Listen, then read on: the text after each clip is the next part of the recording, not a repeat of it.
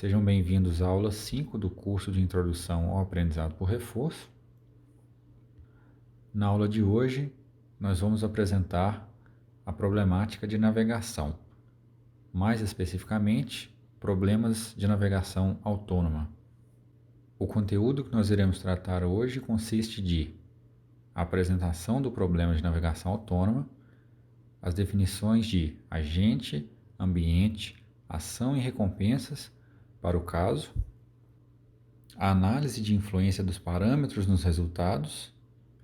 Nós iremos fazer a comparação dos algoritmos SASA e Q-Learning na resolução do problema e, utilizando-se de uma interface gráfica didática que nós temos acesso, que será disponibilizada no site, nós vamos fazer a análise das curvas para mostrar diferentes casos e a influência dos parâmetros nos resultados obtidos. Bom, a coisa mais importante para a gente dar início a essa aula é fazer as definições para a gente saber exatamente qual que é o tema que a gente vai tratar aqui. Então, primeiro vamos começar pela definição mais básica que a gente vai ter, que é o que é navegação. Quando a gente diz navegação, o que a gente está querendo dizer?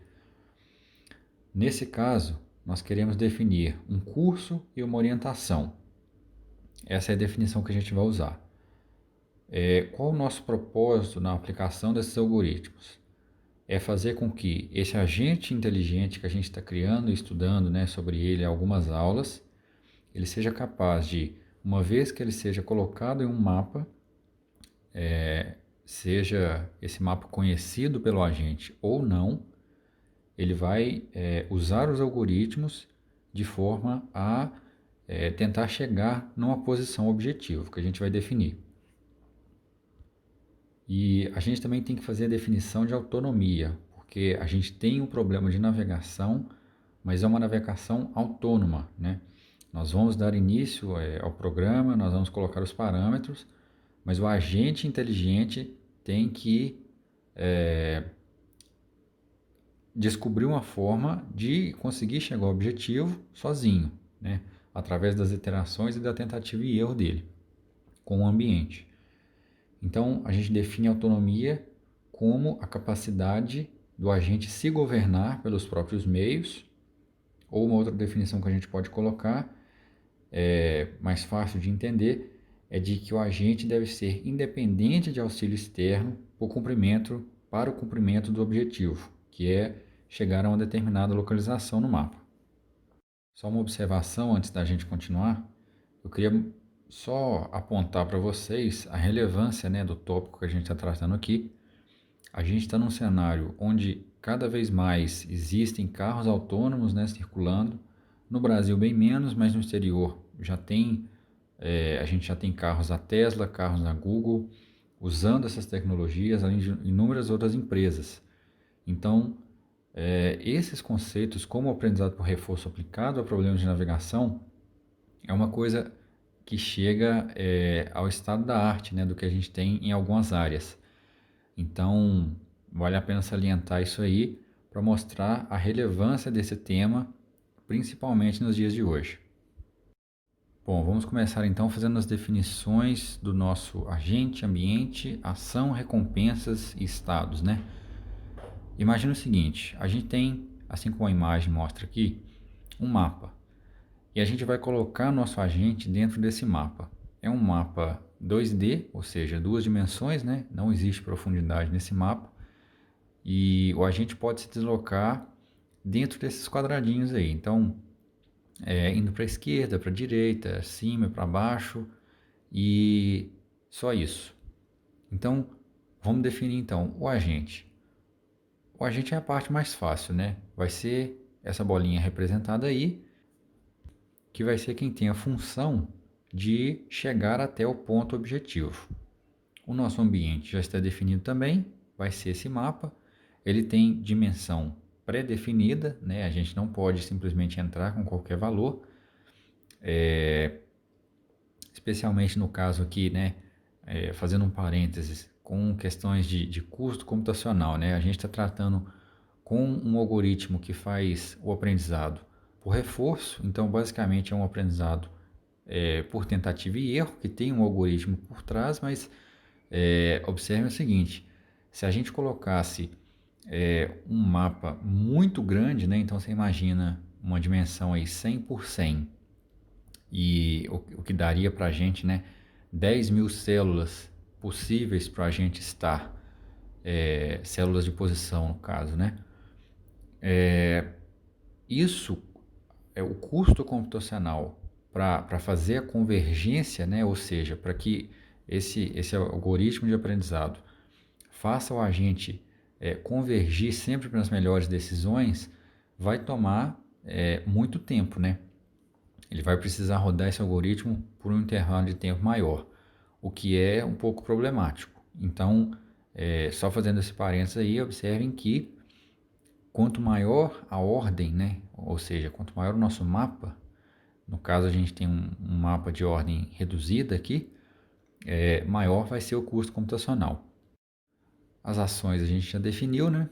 Então, esse agente, como eu falei, vai ter a capacidade de se locomover de uma célula a célula adjacente, exceto nas diagonais, né? Então, ele pode ir para cima, para baixo, para a esquerda e para a direita. E essas são as ações que a gente pode dar para o nosso agente. E as recompensas, como é que a gente faz? Bom, vocês já devem ter,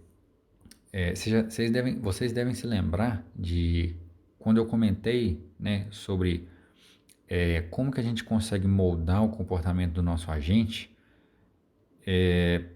Esse caso é bem aplicável aqui. Então vocês imaginem o seguinte, a gente vai colocar uma penalização bem pequena, vamos supor de -1, para todas as vezes que o agente se mover de uma célula para outra. Então a gente tem uma penalidade de 1 ponto aí. Quando ele atinge o objetivo, ele tem uma recompensa de 1.000 pontos, e caso ele bata em algum obstáculo, né, seja na parede ou em alguma célula que esteja bloqueada por um obstáculo, ele tem uma penalização de 100 pontos. Então aqui vale de novo, né, aquilo que eu tinha comentado.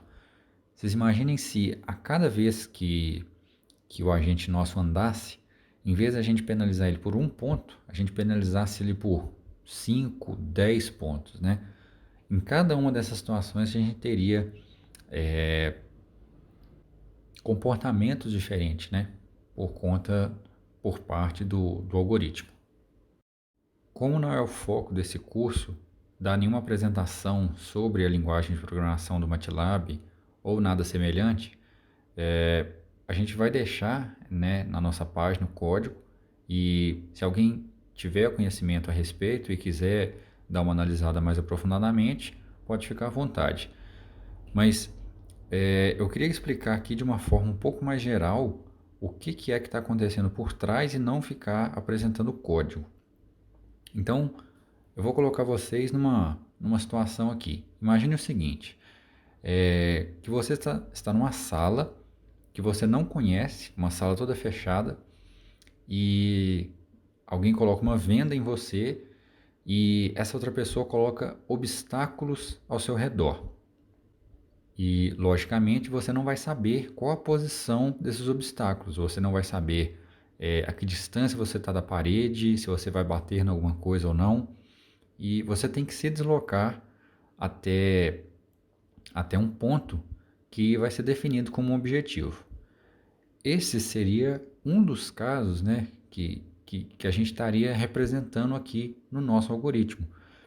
Nas formas de navegação, a gente tem uma diferenciação que a gente pode fazer de 2 categorias, né, digamos assim, sobre navegação reativa, ou seja, que é a próxima desse caso, né, que eu acabei de te colocar. Você está dentro do mapa, mas você não tem acesso, né? Você não consegue enxergar que mapa é esse e onde estão os obstáculos. Então isso é o que a gente chama de navegação reativa, né? Porque você tem que interagir com o ambiente e a sua reação, né? Com, por exemplo, o impacto em algum obstáculo que vai moldar suas atitudes nas próximas tentativas. E a outra forma que a gente tem de fazer essa programação é o que a gente chama de navegação deliberativa. Qual que é a diferença de uma para outra?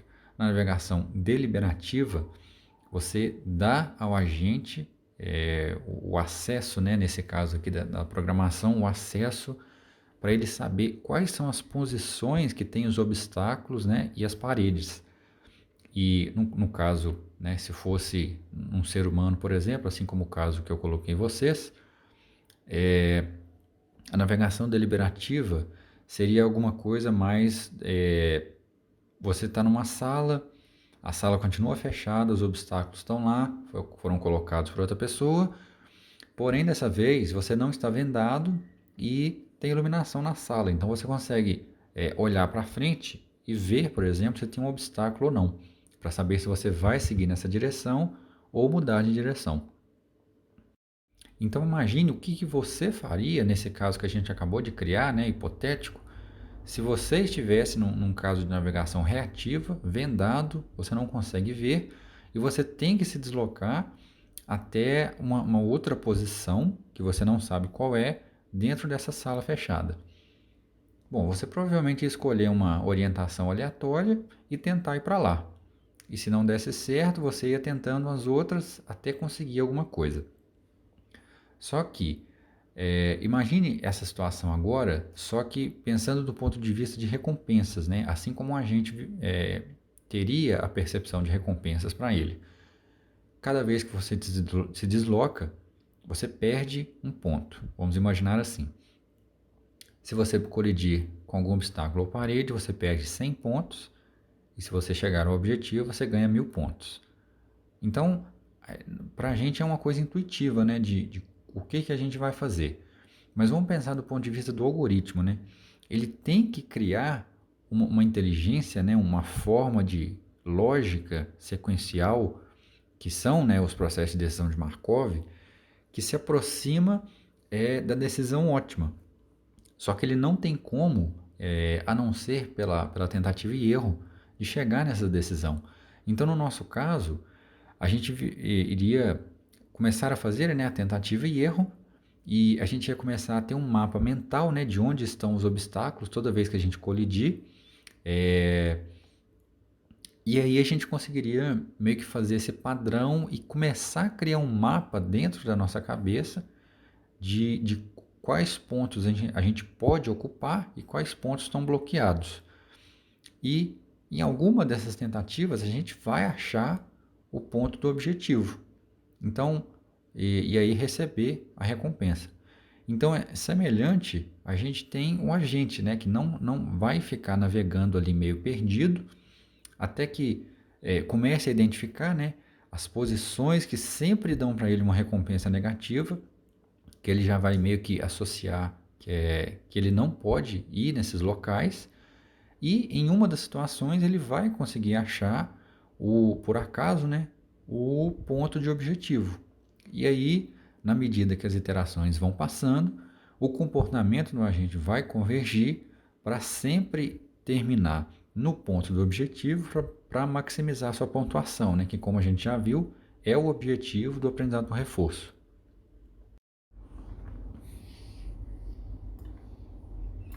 Bom, pessoal, uma vez que a gente já sabe, né, o que está acontecendo por trás aqui e qual que é a ideia do nosso algoritmo, agora a gente vai explorar aqui no Larsim, no módulo de navegação, né, que é a simulação do problema que a gente está apresentando aqui. O que acontece, né, se a gente escolher uma navegação reativa, deliberativa, qual dos algoritmos é melhor, se a gente mudar os fatores, né, os parâmetros aqui, eu vou melhorar ou piorar o agente nosso, né, a inteligência do nosso agente, o que vai acontecer? Bom, pessoal, vamos lá então. Uma vez que a gente já viu esses conceitos aí por trás, vamos partir agora para alguma simulação, né? E eu estou aqui com um programa aberto, que é o Larsim, que a gente vai usar para fazer simulações, né, de cada um desses casos. E aí a gente vai analisar, né, as respostas aqui a partir desses dados. A gente vai ter as curvas aqui, daqui a pouco eu mostro para vocês. E a gente vai ver, né, o que mudar a navegação de reativa para deliberativa, como que a gente vai melhorar ou piorar. usando os dois algoritmos também, né? O que a gente vai ter de diferença. O mapa eu vou manter o mesmo para todos, né? Para a gente conseguir meio que fazer a análise, né, de influência dos parâmetros para todos no mesmo mapa.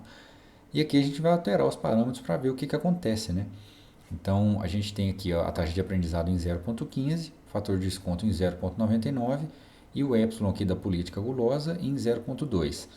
Só relembrando, né, esse valor de epsilon aqui define que em 20% dos casos o agente vai ter uma ação gulosa, né, que a gente chama. O que é essa ação gulosa? Ele não vai explorar e ele vai pegar, dentre as ações que ele já conhecem, qual que é a que tem melhor recompensa. Ele vai escolher essa e tomar essa ação no instante seguinte, certo? Então vamos lá. Começando, né, com esses parâmetros aqui na navegação reativa, usando o algoritmo Q-Learning. Vamos dar uma olhada aqui.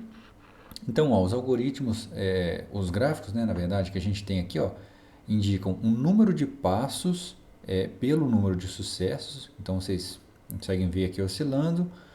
E no gráfico de baixo a gente tem os sucessos acumulados ao longo do tempo, né, ao longo dos episódios. Então, à medida que o agente vai chegando no objetivo, os sucessos dele vão contando e se somando. Então, beleza. Esse é o primeiro algoritmo que a gente tem. Então, vamos ver uma diferença básica aqui, né? A gente continua no Q-Learning, vamos ver a navegação reativa e deliberativa. Qual que vai ser a mudança, né? Essa aqui seria uma navegação meio às cegas e aqui uma navegação mais... a gente dá mais coisas, né? Mais dados para a gente. Então, a gente tem aqui, né? No final aqui, a gente tem um número de sucessos acumulados rodando em torno de 150, né? Vamos ver se isso aqui vai fazer alguma diferença. Olha para você ver, pessoal. Olha como essa curva estabilizou muito mais. E olha para qual valor foi, né? Só da gente dar esses dados para o algoritmo, o nosso resultado final foi de 150 para 400 sucessos acumulados, né? E a gente não tem mais tanta aleatoriedade assim aqui no meio, né? O agente não precisa descobrir tanta coisa porque a gente já deu, né, as posições para eles. Então os resultados, sem sombra de dúvida, são muito melhores nesse caso, né? Mas a gente tem a navegação reativa que às vezes a gente precisa usar, né? Em cenários que a gente não tem esses dados.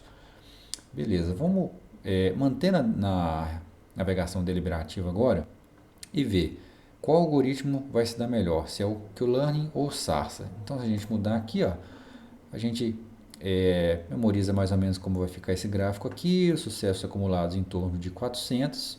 Não vou mexer nos parâmetros ainda. Mais uma vez a gente tem aqui, vamos ver se eu consigo, o número de sucessos total aqui está em 359. Se eu fizer a modificação, o Q-Learning, vocês podem ver aqui, ó, está dando uma taxa maior, consistentemente. E beleza, vamos manter no Q-Learning então, ele está sendo o nosso melhor com a navegação deliberativa até agora. E vamos tentar começar a mexer nesses parâmetros aqui, né? Vamos pro mais fácil deles, que é o mais intuitivo. E aí eu vou questionando vocês algumas coisas e pensem a respeito. Olha só. Então, como eu comentei, esse valor epsilon grid aqui, ele é a probabilidade que você está colocando para o agente tomar uma decisão gulosa. Ou seja, ele vai ignorar a exploração, ele vai parar de explorar e ele vai tomar uma decisão que ele sabe que tem a maior recompensa. O que vai acontecer se eu aumentar esse valor de 20% para 50%? Esse algoritmo começa a piorar, né? Então, inclusive, se eu mudar para navegação reativa, vocês vão ver que isso vai ao extremo, né? A gente tem um péssimo resultado aqui, número de passos gigantesco e os sucessos acumulados, ó, depois de 1000 episódios, só 6. E por que isso acontece, né? Observe o seguinte, você está falando para o algoritmo parar de explorar, mas desde o início, um valor alto desse aqui vai fazer com que ele não conheça o mapa e não ache nenhum valor que a gente chamaria de mínimo local, né, de um problema de otimização, que dirá o melhor de todos, né? Então, essa abordagem extremamente conservadora aqui não é interessante para a gente maximizar a pontuação nesse caso, né? E aí a gente voltando aqui, olha para vocês verem qual que é a diferença, né? De 6 sucessos acumulados a gente foi já para 150, só mudando isso. Então voltando para o deliberativo aqui, olha, foi para 600 já. É a melhor combinação que a gente tem até agora. Então a gente já entendeu o que o epsilon aqui altera, né, para a gente. Fator de desconto. Como eu tinha comentado nas aulas anteriores, né, o fator de desconto ele modifica mais a questão de pensamento a longo prazo, né, do nosso algoritmo. Porém, observem o seguinte, né, antes da gente ir para o resultado e analisar, vamos pensar um pouquinho. A gente está num mapa pequeno que não muda, né, nosso sistema não é dinâmico. Então, será que esse parâmetro aqui vai ter muita influência? Vamos ver, né? Vamos colocar um valor aqui de 0,7. Ele estava em 0,99. Mas olha para você ver, a gente não teve muita modificação, né? Justamente pelos fatores que eu comentei. Os dois continuam muito bons aqui e não há necessidade, né, de fazer essa modificação que não vai ter muita influência, né? Uma coisa que eu esqueci de comentar é o seguinte: como a gente tem questões de probabilidade aqui, né, por trás desses algoritmos, pessoal, mesmo se eu executar o mesmo algoritmo muitas vezes, agora foi para 800 para mostrar o que eu estava falando, a gente não consegue sempre os mesmos resultados. Isso é explicável, né? A gente tá usando probabilidade, então a gente não consegue definir todos os passos, e são 1000 passos, né, que o nosso agente vai percorrer. A gente não consegue saber exatamente o que ele está fazendo. E ele vai tomar ações diferentes em cada uma das vezes que a gente rodar isso aqui.